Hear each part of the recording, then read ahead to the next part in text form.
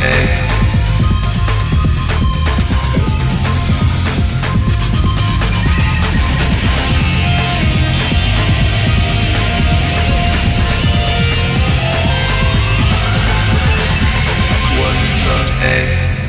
everybody, welcome to What the Tech. I'm Andrew Zarian. I'm joined by the man that calls it right down the middle, Paul Thurrott. How you doing, Paul?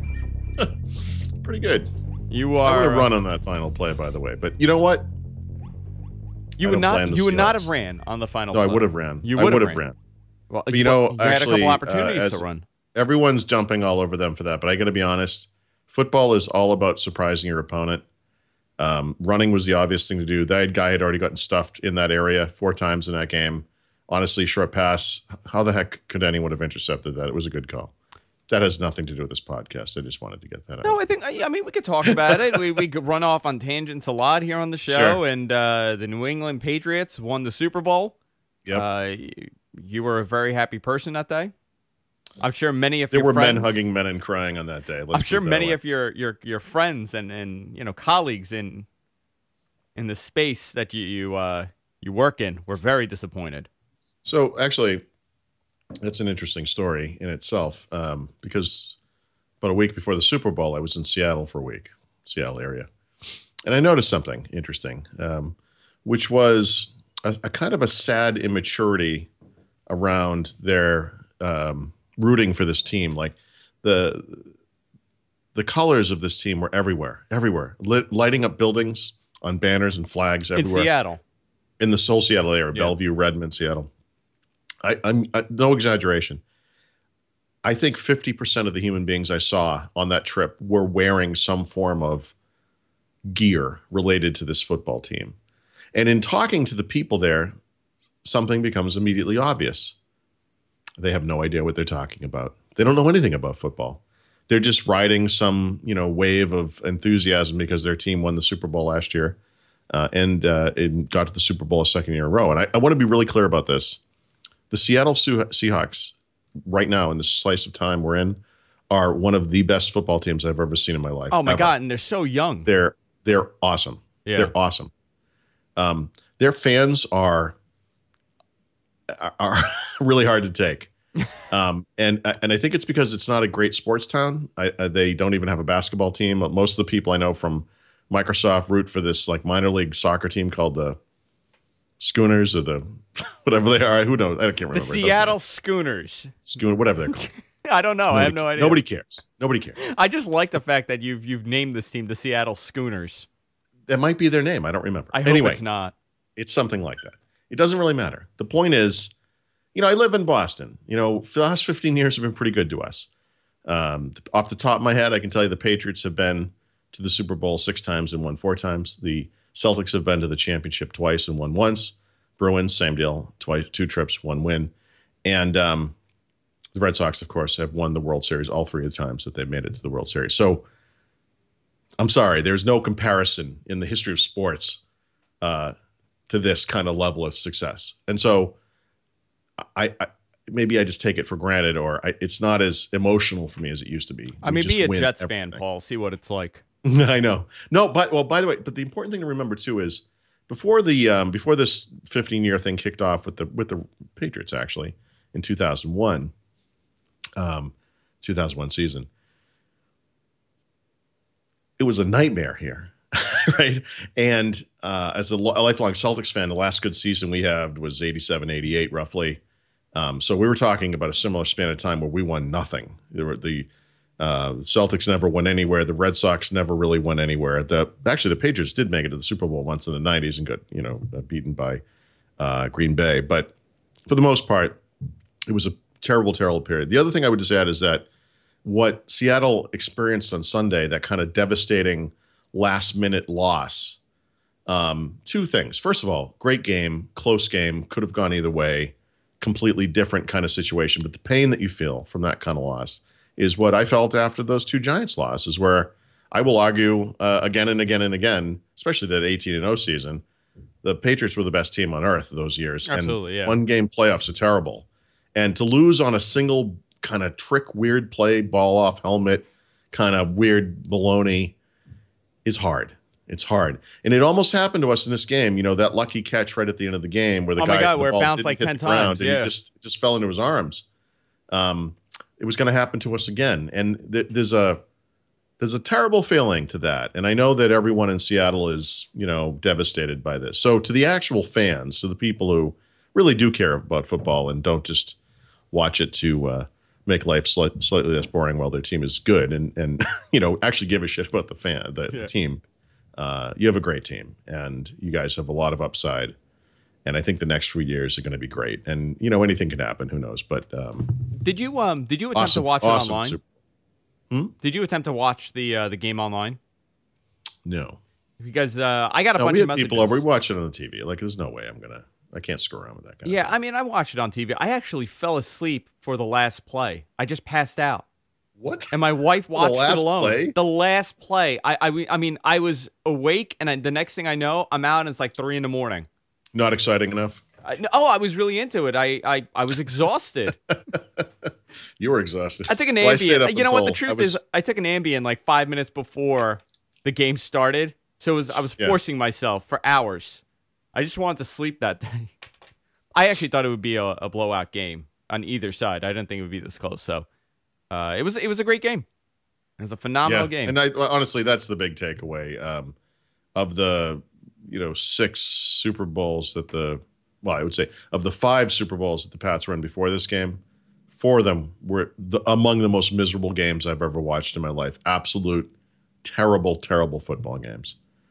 Games where the Patriots, in at least 2 of them, picked the worst possible day to show up in the worst possible fashion ever. Like, just awful. Painful to watch. Last year's Super Bowl was terrible, unless you're a Seattle fan. In that case, it was ideal. But for anyone who loves football, wants to see a good game, terrible game. This was a great game. Yeah. Since you brought up terrible to watch, I'm gonna use that as a teaser for the post show, because I'm gonna talk about something else that's terrible to watch. Okay. And I'm gonna save that for the What the Tech show, the What the Talk show that we do after What the Tech each and every week. But I want to talk to you about this, and I got I was writing the notes today, and I had a couple things. And I got a lot of messages on Twitter about RadioShack and what we think about RadioShack and what's happening with RadioShack. Because there's a lot of stuff. First of all, they got delisted on the NASDAQ. Was it NASDAQ or New York Stock Exchange? I don't remember, but yeah, I mean, I know they're on the way out. They're done. I mean, they don't even have enough money left to have their stock up at this point. So yeah, they're finished. And now it's a toss-up of what's going to happen to these stores, because they still have a significant amount of stores. We have one down the block, and I have to tell you, people think I'm crazy when I tell them this. It has come in handy many times to run into RadioShack and pay triple the price and get a wire. Yeah, and maybe more to the yeah. Right. I guess the problem with the RadioShack is I haven't needed it much. Yeah. In recent years, but when I think of RadioShack, you kind of go back in time, and you go back to I think about it when I was a kid too. They saw computers and circuit boards. I know, and I loved it so much. The RadioShack was it's hard to explain to people today. If you think about tech enthusiasm and people who love computers and phones and stuff, and there are a lot of normal people who just love phones. They're like totally into their iPhone. They love apps, and they're completely absorbed in this stupid little device. But then there's this other part of the community that's into like building PCs and putting home theater PCs in their living room and all this kind of do-it-yourself kind of stuff. And that was RadioShack, like in the 70s. It was like ham radio parts and, you could build your own computer. You could, out of parts, that kind of stuff. I mean, the whole maker movement is happening right now, and people are assembling their own crazy circuit boards and electrical configurations, and they're having, amazing stuff is happening, but it's almost like they kind of wish the 90s and 2000s never happened, and they could have just stuck to this whole homebrew type of mentality. No.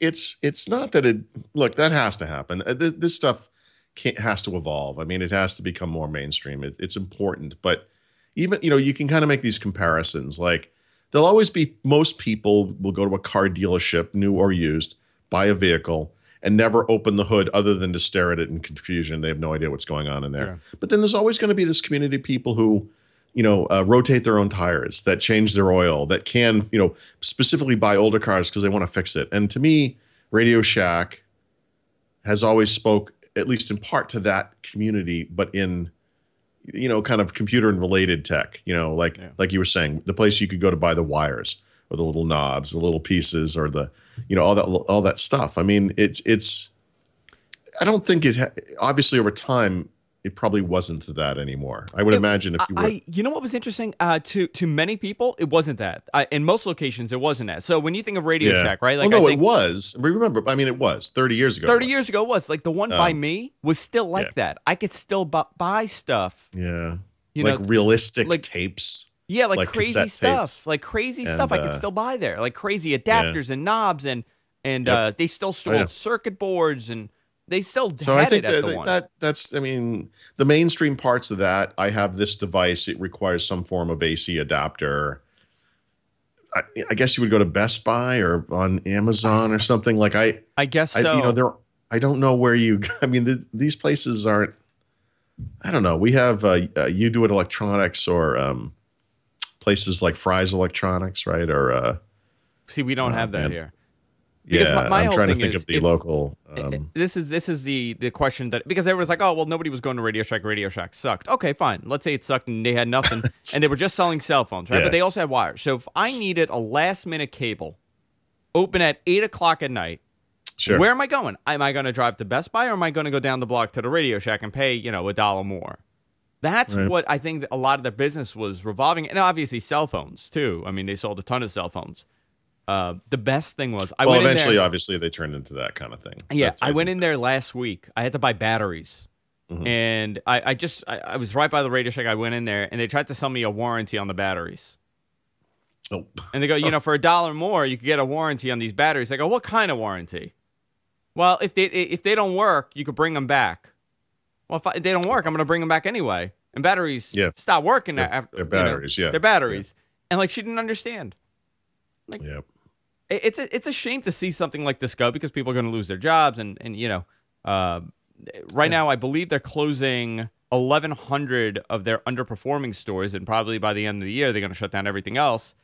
But the bigger story here is that Amazon reportedly wants to buy some of the Radio Shack stores because they have no retail presence at all, and that's actually not a bad idea. It is not a bad idea, but what would they sell in these stores? And this is what I was thinking. If you're Amazon and you want to get into the retail market and you want to penetrate that market, what are you selling?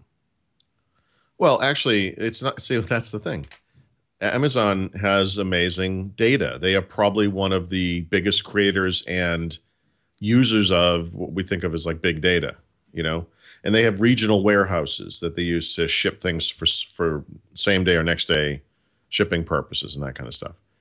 And what they know is what people in a given area are buying a lot of. And that's the type of thing they could put there, and they could probably rotate it pretty regularly, I guess.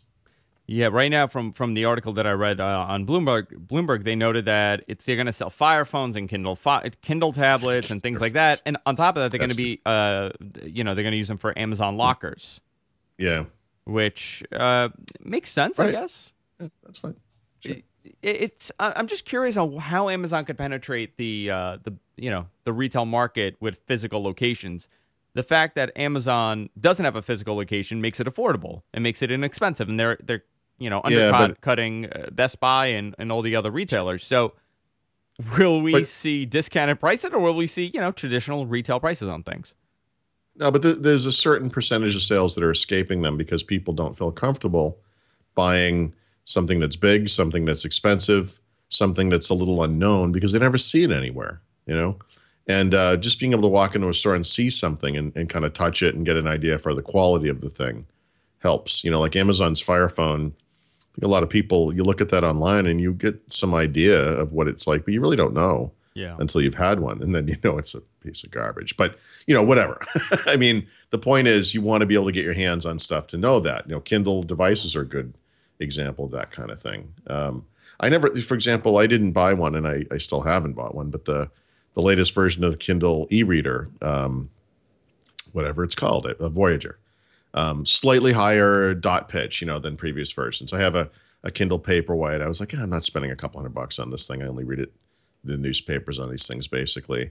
But then I saw one in a Best Buy recently, and I was like, actually, I think if I had seen this thing right up front, I probably would have just bought it. And you bought it? No, I ended up not buying it, but it made a difference. It's the type of thing you can put you over the top, just seeing it, because it was actually nicer than I thought it was going to be. I went to the Best Buy for the first time in years the other day, and I have to tell you, like, is there a benefit to going into a store? Maybe not for me. Like, okay, TVs, right? You kind of want to see the TV that you're getting, but most of the time you can't even tell when you're in the store because they're all in demo mode. The lighting is wrong. And the lighting is wrong, so it doesn't even work the way you kind of want it to. But other than that, like, what am I going into Best Buy for? What are you going to Best Buy? Yeah, like, what do people buy from Best Buy? We've all asked ourselves this question. And I'm not being sarcastic. I'm really curious. Like, what do people that have to go to Best Buy? Here's why I think a normal person would go into Best Buy. Well, assuming you're not the type of person that buys DVDs for some reason, or that kind of stuff. But normal people, you're going to buy a refrigerator or some other big utility, big device like that. TVs, I think, is a prime reason. And you might go to a couple places depending on where you are. Where you shop. You might go to Costco. You might go to Sam's Club. You might go to Walmart. Whatever. But and these are like big ticket items, essentially, right? I mean, you do want to go in and see them side by side. And then, beyond that, PCs, I mean, it's actually a good place to see a bunch of different PCs or tablets side by side.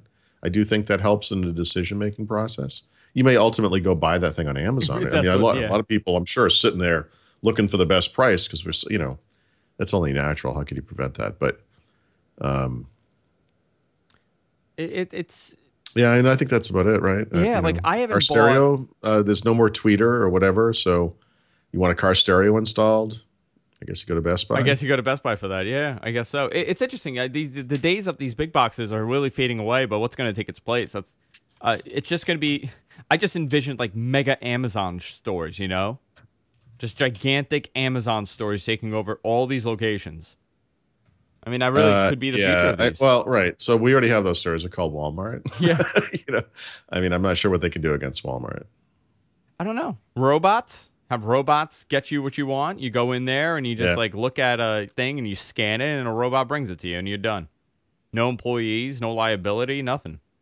Unless the robots, go crazy and start taking over, then you have a problem. But RadioShack is done. Sad to see him go. Yeah. Well, not really, but it's... people are going to feel bad about that. And it like, like with bookstores, right? I mean, I grew up in Dedham. When I was a kid, we had a very small bookstore in the mall. It was a traditional mall. It was like a Booksmith. It was kind of a local thing. And I think Booksmith was, bought over time by some big chain or whatever. We never had like a proper bookstore. And as an adult, as a younger adult, my wife and I loved bookstores. We would go to a Borders or a Barnes & Noble, and we'd hang out. We'd spend hours walking around, looking at books, looking at magazines and newspapers, sitting in the coffee shop, flipping through to see which ones we wanted to get. And then we would buy things. And when we moved back to Dedham after my son was born, I really wanted to, we had a Best Buy now, nice, but I really wanted a good bookstore. And for years, we never had one. And then, the year or two before, I guess it would have been Borders, rather. Before they went out of business, Borders opened in Dedham, and by the time it came, I didn't care anymore. I buy books on Kindle, and so, we went once or twice, and it felt like I was cheating on somebody. You know what I mean? Like I felt wrong being there, and I felt bad that I didn't like it more. And then, of course, it went out of business, and the thing, it was there for like 6 or 8 months. It was terrible. And RadioShack's like that. It's something I kind of feel bad about. I haven't had reason to go into a RadioShack for years. The few times I've seen one, it's been that kind of new style RadioShack where it's basically a cell phone store. And I'm not going to buy cell phones at RadioShack. I mean, I buy those from my wireless carrier. I buy them online or whatever. And so I just kind of feel bad about it. Like I just don't, it's like we can sit here and be like, oh, it's so sad it went out of business. But, I never really did anything to prevent that from happening. So you're part of the problem. Yeah, I guess so. Sprint's also interested in acquiring some of their Radio Shacks. Yeah, so sure. Obviously, I think they're just going to be a bunch of companies just to grab the locations and put whatever they're doing. Yep. It's bizarre, you know. It's bizarre because the Radio Shack by me has been here for like 30 something years, so it's been here forever. Yeah, And there was one in the Dedham Mall, probably when I moved here as a child in 1973 or something. But yeah, I got my first computer, my Tandy I got from Radio Shack. My Tandy 2400 XL or 2500 XL. I never bought a Tandy. I spent a lot of time looking at Tandys and every kind of Tandy imaginable. You know, the things that were not but looked like IBM PCs, and then eventually the things that were IBM PCs. Yeah. The little portable computers they had with the tiny screens were so cool. All that stuff. I love that stuff. And you know, they also had those like they were big into like remote control things, right? Remote control cars and all that kind of stuff. They had all that stuff. It was really neat. Now you see them everywhere, and you don't even care. You know, they would sell drones today if they were, you know, if Radio Shack was like it was in the 80s or 70s, they'd be selling crazy expensive drones, like insane drones. Well, no, they'd have stupid inexpensive ones too, but they would have both. Yeah. So that was a story with Radio Shack. Paul, this is something I saw on your website, Thurrott.com, the new source for all things Paul Thurrott, guys. I've heard of it, yes. Go to Thurrott.com. They have a great newsletter there. You can sign up for the daily newsletter. You get an email from Paul daily, just giving you the daily tips and news stories from the website. You guys are still running the contest, right, for the mugs? Yep. Yeah, I think it's through into March. Excellent. Yeah, 5 a day. 5 a day. I have yet to get mine. I have not won yet. Very disappointed in that. So you can sign up and get you may be the winner of a Paul Thurrott mug. It's actually really cool. So you were talking about Raspberry Pi 2 got announced, and it's $35, and it's going to run Windows 10. Right. So I guess this is one of those Internet of Things type devices that they were talking about. It hasn't been fully explained, but a year ago at Build, Microsoft announced that Windows 10 would be made available on Internet of Things devices, or what we used to call embedded devices, right? They haven't really said anything more about that in quite a while. Of course, they've been releasing Windows 10 pre-release versions for PCs and soon for phones. But when the Raspberry Pi 2 announced this week, they were able to say that Windows 10 would be available there. Microsoft provided a bit more information, but basically said, look, at Build this year, end of April. We'll talk more about it. But based on what they said, it appears to be, yes, an Internet of Things, if you will, or embedded version of Windows 10. It will run Windows universal apps. So it's not going to be like a desktop type thing, but it will run those universal apps, meaning you could build a small form factor PC out of this thing if you wanted to. Yeah. So the new Raspberry Pi, which I can't believe is $35, 900 megahertz quad core ARM. A7 CPU, which is about 6 times faster than the previous CPU. It's also going to feature 1 gig of LPDDR2 SD RAM, right? And offer complete compatibility with Raspberry Pi 1. This is interesting. So, I mean, just if you could give me a scenario when you would run Windows 10 on this device, like give me an example of what kind of device it would be. Well, it's an enthusiast thing, right? So the original point of Raspberry Pi was to provide low-cost learning PCs for classrooms, right, where people could learn about engineering at an early age, right? The kids could, and it's just kind of taken off with the maker community, for lack of a better term, because what I think of is like sort of the enthusiast community, and people use these things to build, little PC-like devices that could run any, a bunch of different OSs, Linux or whatever. And it's similar to other types of things like Arduino or Galileo, like the Intel boards, where enthusiasts are using these things. Little Skype machines? Whatever. I mean, they're so small. I mean, you could put it in a little plastic box. It could be part of a home automation system, part of a home surveillance kind of system. It could, it could be put on a drone. I mean, it would have to be battery powered or whatever, but all kinds of things you can do with it. And that's the point. I mean, the point is like, just let's throw the stuff out there, see what people do with it, and the enthusiast community kind of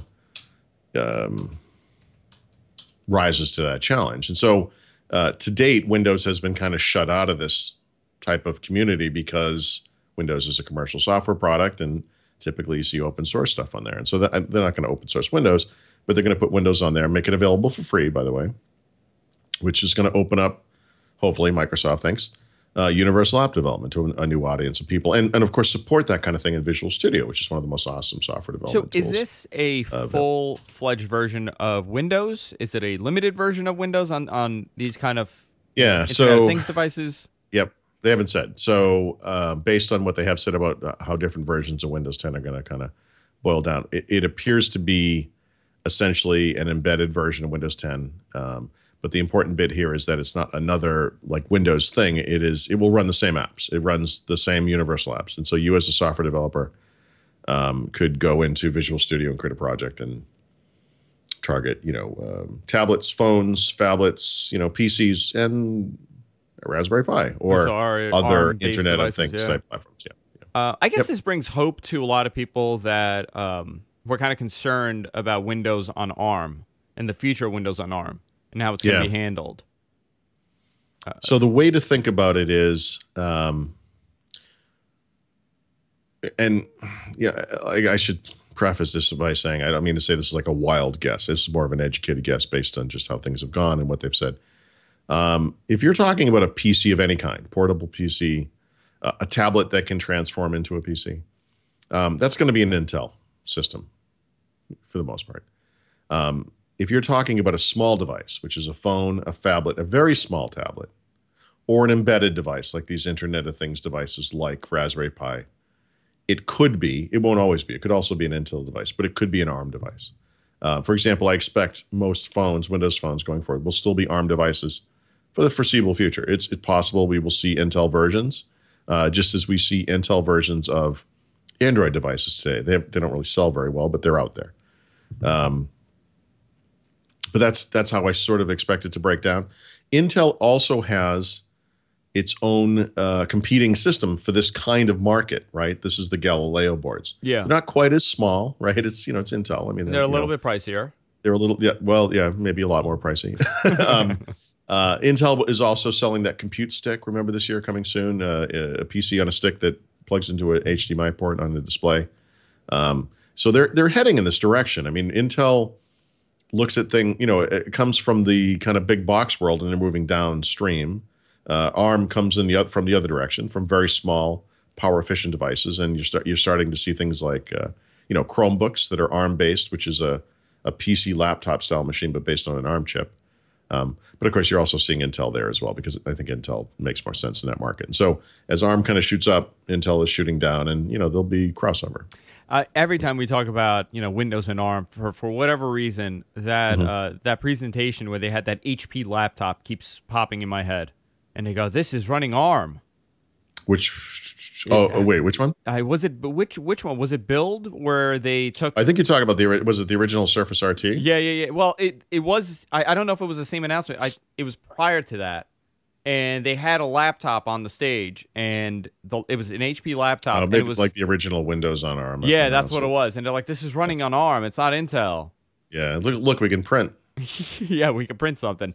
I mean, this is interesting because we're going to see a lot of these devices come around over the next couple of years, and who knows that the possibility is endless if this encourages developers to create more universal apps. Yeah, and that's the goal. In other words, if you look at the mobile landscape today, you can write apps for Android. There are 1 billion devices sold in 1 year. You can write apps on iOS. It makes plenty of sense. They've sold several 100 million iOS devices over many years, but those guys buy a lot of apps. A lot of those, especially in the United States, a lot of iOS users. And then you look at Windows, and you're like, yeah, we've done really good on PCs, but not so great on tablets or phones. And so how do you improve that situation? You make one universal app platform that works across all of them. It's super simple to port back and forth between different platforms. And now you have like in one environment, you can target everything from these little system on a chip type systems like Raspberry Pi, all the way up to Perceptive Pixel, gigantic, what do they call that new Surface Hub device, gigantic PCs, and even Xbox One. And so it's a much better story all of a sudden. So here's my question to you, and this is what I'm thinking. So something like this, right? System on a chip, it's running ARM. You put Windows 10 on there. You have access to all the universal apps. Yep. Could this be as a developer, as let's say a manufacturer, could I say, okay, you know what? I'm going to create something like this, and I'm going to have access to all the universal apps that Microsoft has, and I'm going to load this up for media consumption. So if if HBO and Showtime and all these companies start developing universal apps for Windows 10 for the platform, I could essentially have a Roku competitor. Without having my own ecosystem, I could just piggyback on the Microsoft ecosystem and have access to all these applications that are written. Yeah, I mean, it's been the promise of Windows forever, really. But that's counterintuitive. It's not really working well when you already have a product like that from Microsoft, and it's the Xbox. Well, yeah, I mean, HP could do it. Yeah, anyone could do it. I mean, the problem is those things don't tend to work in the sense that nobody really adopts them. I mean, when you look at a phone ecosystem, I think having a kind of lockdown app ecosystem makes plenty of sense, and everyone's doing it. It kind of works. And when you look at video game consoles, obviously you need copy protection on that kind of thing. Nintendo started that back in the 1980s. To prevent other, third parties. Actually, it probably goes back before Nintendo, but whatever. Prevent third parties from putting cartridges or discs or whatever you have on your platform. I think the promise of Windows here is something that kind of explodes out of a single silo. We're not just talking about this one thing or this one thing or this one thing anymore. We're talking about all of this stuff. And I'm not promising that this is, this is how we beat Android. It's not like that. But this is how you create a viable third ecosystem, right? No, I think it's great. And we need it, especially Microsoft, because their ecosystem is kind of lacking. And they, it's like they know what they're doing. And so they'll get it right. It's like they screwed themselves from the beginning because they had two separate ecosystems for two very similar type platforms. Right. Between the Metro UI apps and the phone apps. They didn't do that right, and there's no way around it. But I think people need to. Well, I don't know if it matters, but so the thing I would explain to people though is just, you can't ever really say a sentence like, "Well, Microsoft thinks," or "Microsoft does this one thing." Microsoft is a multi-headed hydra. It's not a thing. It's a bunch of things, and a bunch of people depending on what the slice of time we're talking about. I mean, the Windows guys had nothing to do with the Windows Phone guys, and that's was part of the company psychology of the day. And things are different now, and they're better in some ways, and maybe they're not better in other ways. I don't know, but anyway, I just came up with a great scenario for a device like this. Are you ready for this? Yep. Okay. You have this box. Somebody creates it. It's going to be called the Entertainment System. This is the company. It's a Chinese company. The Entertainment System. The Entertainment System. It's a system on a chip. It's ARM, and all it does is run a clone of Windows Media Center, and they update it. I'm telling you, our viewers. That sounds great. We have almost 200 people in our chat room right now. Every single one of them will buy this because everybody loves Windows Media Center, and I don't listen. Sadly, I didn't really use it enough to fall in love with it like a lot of other people. Right. But I did. There's a market for this. Yeah. For 20 people.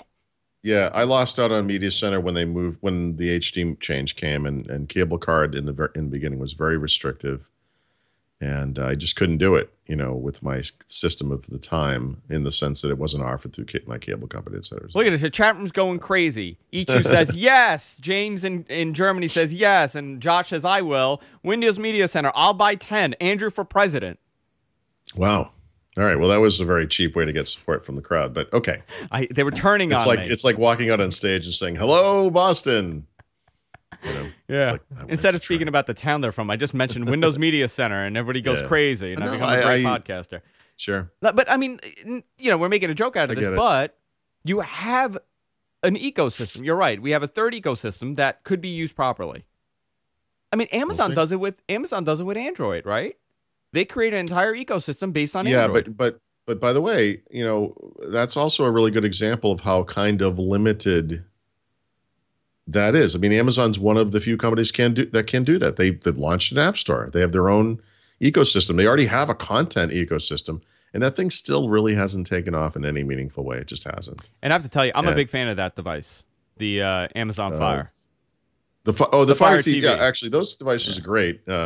Actually, this is completely unrelated, but since you've mentioned this, I just throw this by you and ask you what you think of this. All right. You've used Plex, right? I have, yeah. Okay, so I set up a Plex server. I use it every day on my home server, which is technically it's a Windows server, not really a home server, but call it a home server. I've now added all of my video content to it only. So I've got TV shows, I've got movies, I've got some things that are kind of, I just separate out as separate things like travel, documentary, whatever, history. Okay. And so, you know, from mobile devices in the house, I can access the server. It works great. I can see my own content.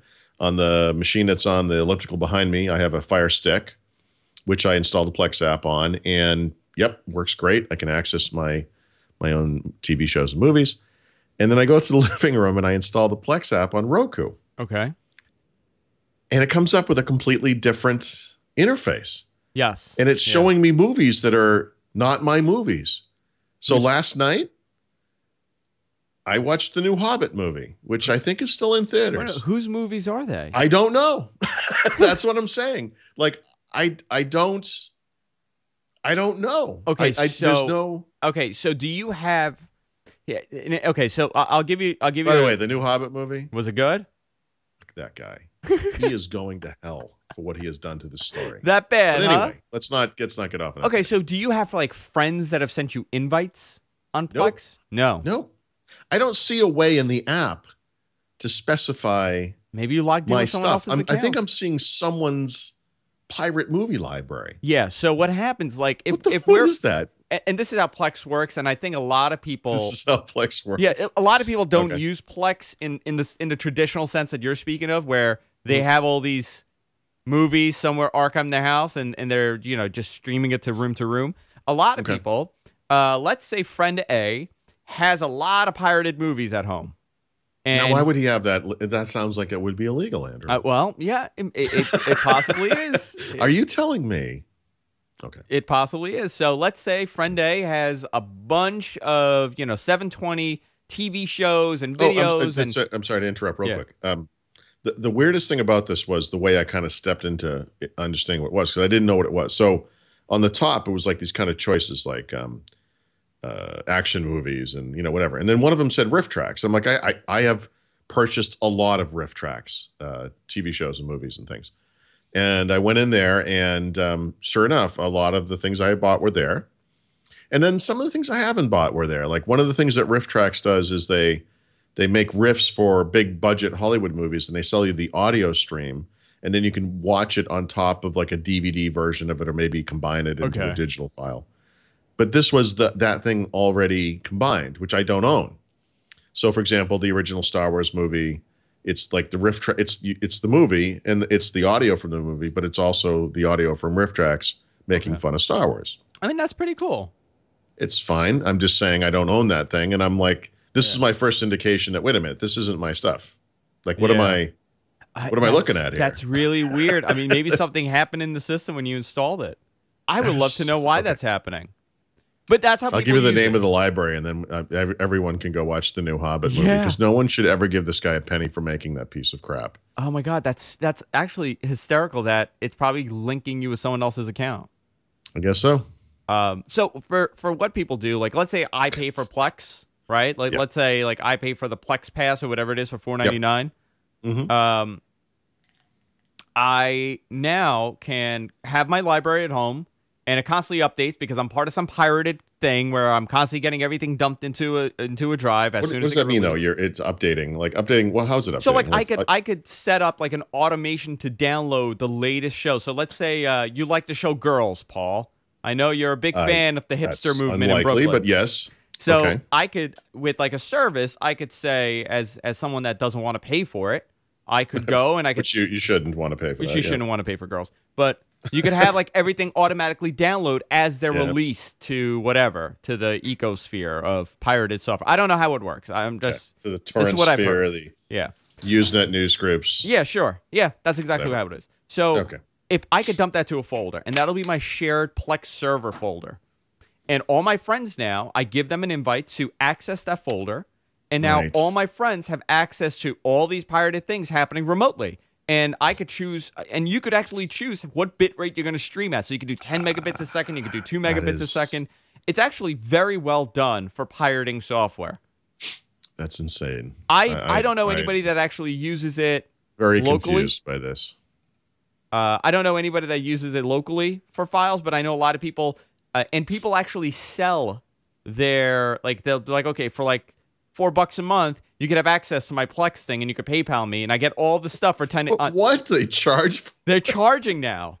I saw it on a forum. All these people are trying. Like, I keep up to date with the latest comedy TV shows. It's $1 a month.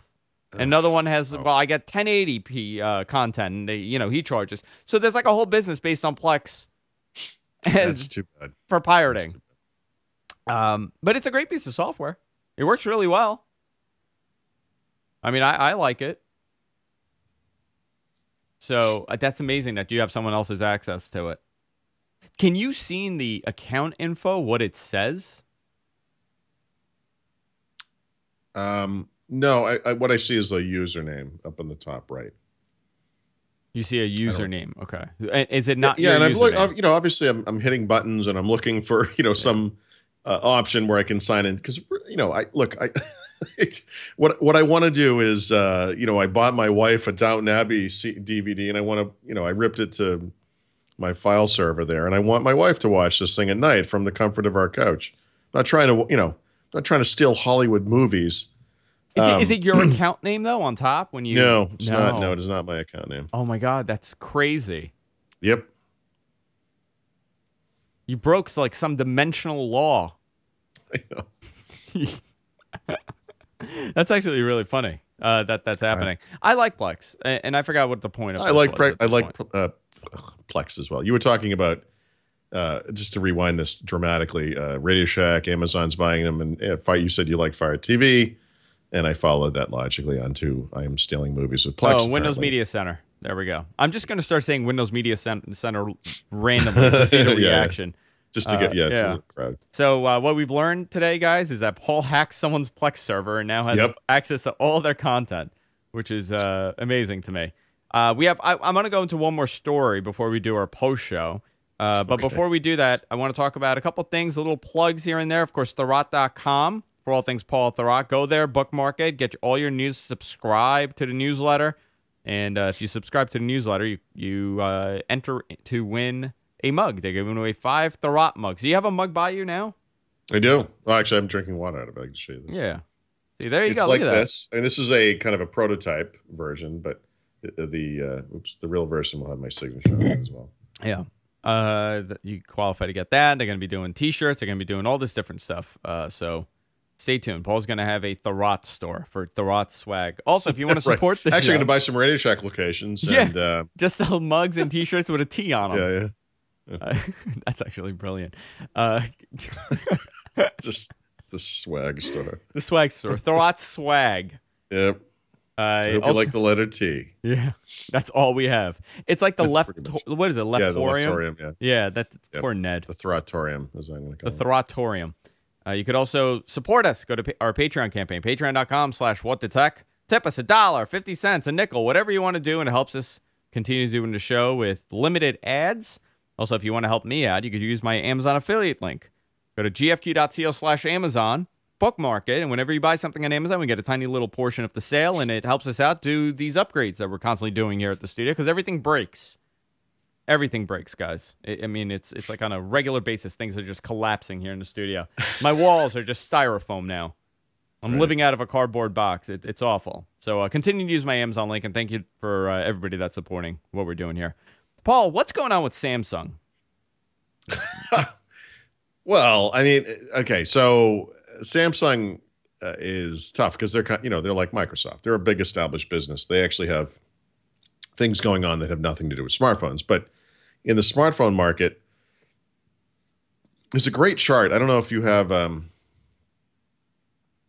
can't. Why don't I see it? I've lost your show notes. What happened? Are you talking about the lollipop chart? No. So in a news article that I wrote recently, I published republished a chart that the Wall Street Journal supplied, where what they did was they looked back over 5 years or so, and they showed like smartphone market share for Samsung and for Apple, right? And one of the things you see for Apple is that thing we've known about for a long time, which is that once a year they get this big spike for that one quarter when they release a new product, and then it goes back down. And Samsung's, they don't have the same kind of spikes, but also up and down. But usually Samsung was way up here and Apple was down here. But over time, they've been kind of converging a little bit. You may remember last year we were talking about the iPhone 6, and I was kind of spouting my theory about how I thought that this product was big enough that they would experience a non-temporary market share bump, you know. But the thing that's been happening on the side is that Samsung's getting hammered by these low-cost, high-quality phone makers from China, whose names I all mispronounce, and I will not try to pronounce now, but you know who they are. Even though most of them do. Huawei is one of them. They don't sell phones in the United States for the most part, although that company does. So at the low end, they're getting killed by these Chinese companies. At the high end, they're getting killed by Apple. China, obviously, is the most important smartphone market in the world by far, and it's only getting bigger and bigger. And so both these Chinese companies and Apple are a big deal in China. And so in addition to Apple selling more and more phones and getting that once-a-year bump, Samsung is, by the way, also selling more phones, but they're not growing as fast as the market. So their share is actually going down.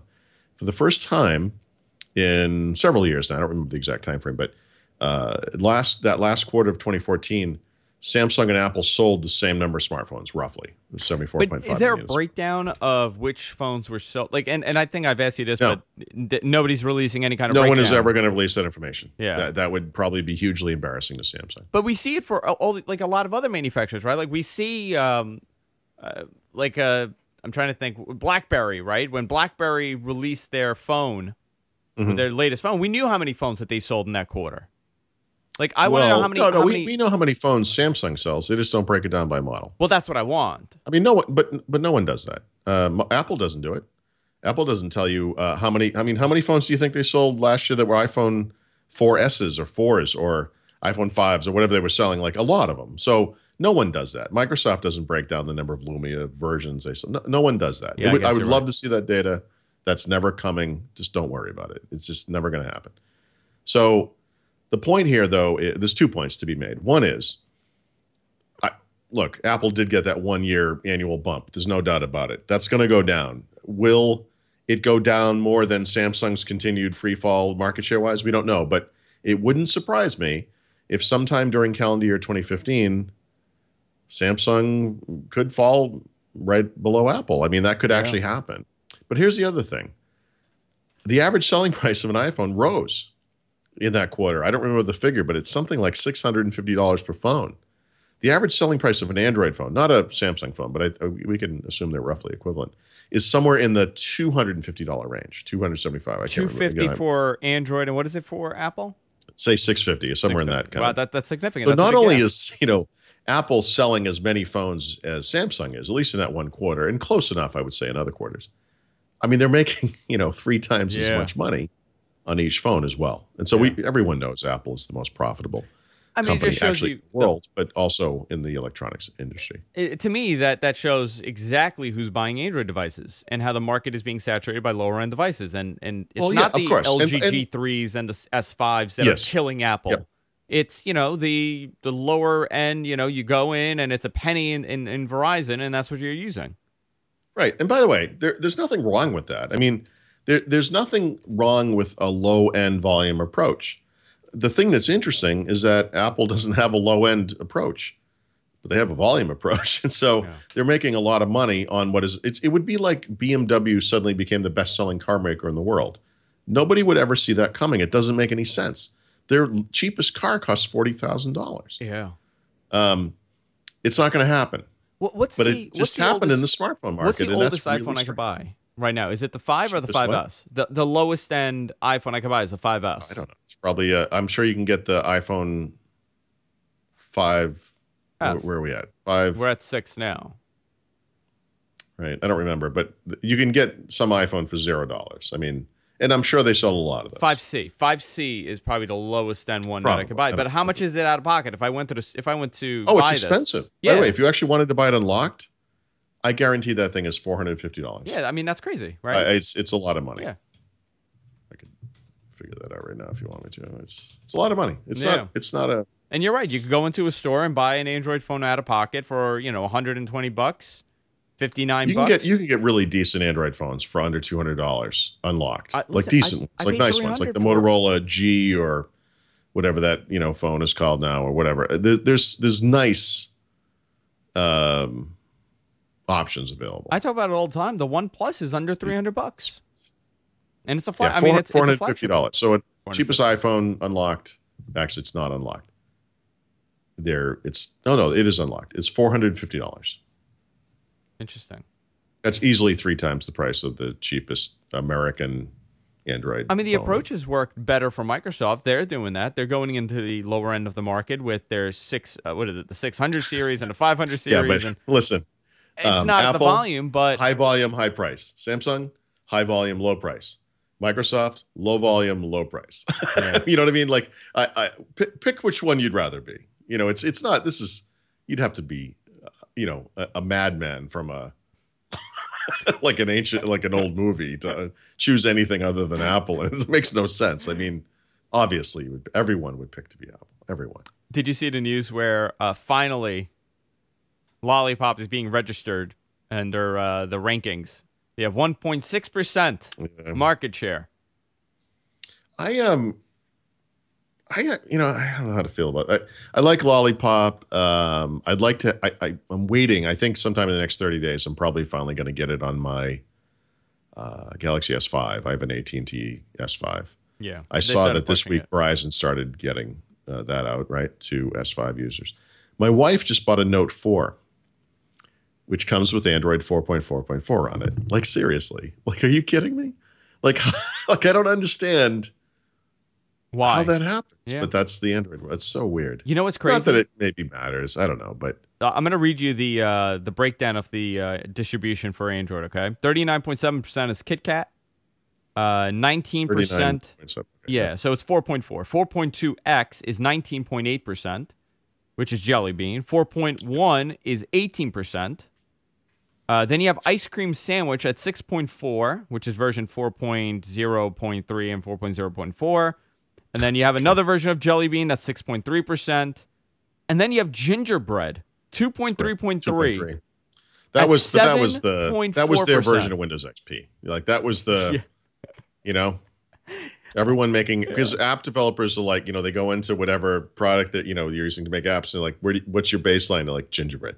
I mean, but it's still active, and 1.6% Lollipop. Well, because for a time that was 60-70%, and no one was not going to target that market, right? This time next year.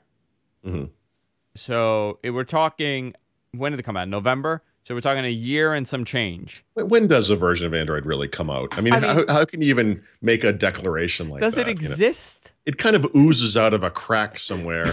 And then, like, it's updated immediately to like 5.01, 5.02. I mean, what the hell? Like, it's not even, they don't even release software. They like extrude it. I don't even, anyway, sorry. I don't get how that happens. So right now they're 1.6%. If you were to guess what percentage they'll be at next year. With 5. Yeah, 5. What would you guess? Oh, it's going to be sub 20. Sub 20, yeah. Guaranteed. Yeah. Yep, I do too. Guaranteed. My wife, like I said, if you walked into a Verizon store today or an AT&T store and bought any mainstream version of an Android device, it will not come with Android 5.0 right now in 2015. It's crazy. Right? Can you think of one that's out there now that has 5? I guess the Nexus line, right? They have it. No, a mainstream phone that a human being would buy walking into an actual store at a wireless carrier, like a real American person walks into an actual store, buys an actual Android phone. I don't think there is one that has 5.0 on. I don't think there's even one. I want to say there isn't. I just don't. I want to say there isn't anything that's available right now. And that's messed up. That's crazy. Yeah. As weird as the problems Microsoft has had with Windows Phone, there were several Windows Phone devices you could buy right now, all from Microsoft, granted, but that you could get at carriers, real carriers, that have the latest version of the OS and the Denim firmware update, and you're good to go. Like, you can actually buy those things. I'm looking. Why? I mean, why would Samsung? Why do they put? I mean, this is look. I'm looking at this chart. By comparison, KitKat, which now has 39.7%, had 1.8% of all installations at the same time in 2014. So they, I guess you're right. They ooze out to like mid-year, and then everybody gets the latest version, and 2 months later they announced a new one. Right, and then no one gets it for a year and a half. Like it would be like walking into a Best Buy and all the PCs were running Windows 7, or Windows 8. And some are running, and some are running Windows XP. Yeah, well, you're right. It's weird. I find that to be weird. And this is not good for a developer if you think about it. You know, think about how many different versions, how many Yeah, different well, devices, how many okay, different. I mean, so developing for Android must be very difficult to kind of support all these different phones and devices and OSs. yeah, I mean, aside from a couple of stragglers, I bet the only apps in the store today that use Material Design are probably Google apps, right? I mean, and you can get those apps on older versions, which kind of makes it a little strange. But uh, that said, I'm not sure the app thing is a big deal because people or developers will target some range of version numbers for functionality, and the core stuff is all there. I mean, if you were to look at what is the functionality that requires Android 5.0, honestly, for most people, it's probably nothing all that serious. But yeah, I still really feel strongly that everyone should be on the latest version. Like I just don't. But you know what? We're the only ones I don't that care. understand why that doesn't happen. You think Joe Schmo cares about his No, Android I don't. version? You know, No, like, I don't think that it's Joe us. Schmo knows or cares. That's not the point. He should still be on the latest version. Yeah. There are benefits to it that even though he doesn't know what they are, or even though he doesn't know that they're maybe protecting him on the back end against something that he doesn't know anything about, it doesn't matter. He still should be on the latest version. You know what I mean? Like everyone should be updated. That should be the point. Yeah, and I'm sure someone's going to tell me, I'm going to get the message saying, Andrew, you guys are crazy. There's no reason to upgrade. Yes. Unless if you're buying a new phone with the version. Who cares? It doesn't really matter. Well, to me, it does. This is a tough one. Because I can speak from the Windows world, but in recent days, I've gone and back, in preparation for this Windows 10 stuff.